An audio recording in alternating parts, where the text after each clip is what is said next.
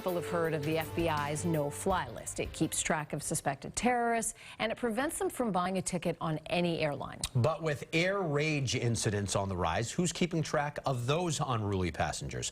We wanted to know, so we sent our I-Team Chief Investigator, Cheryl Fiandaca, looking for answers.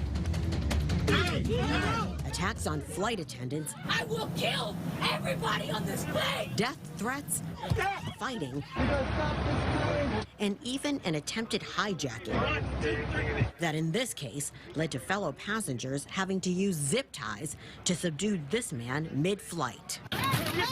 Flight attendants say these air rage incidents are disturbing and often dangerous.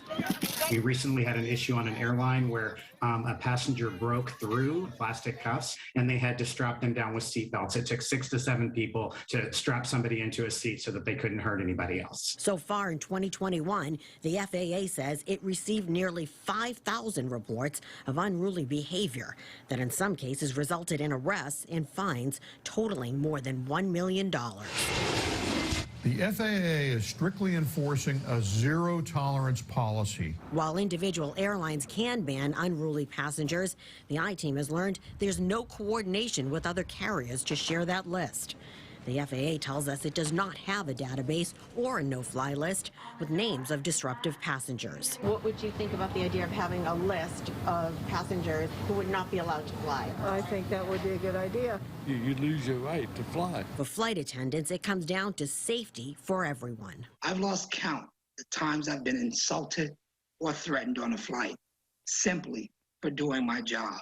The union representing flight crews is demanding tougher penalties and wants Congress to get involved. So what do you think the FAA or the airlines could be doing better? Our union has demanded that they create criminal penalties. We want them to elevate those penalties to the point that they do include jail time. And we also want a national no-fly list. Imagine being a flight attendant who goes to work and someone gets removed from your flight because they've tried to assault you or someone else, and then you come back a week later and they're on a different flight. The FBI does keep a no-fly list of suspected terrorists who are not allowed to fly on any airline.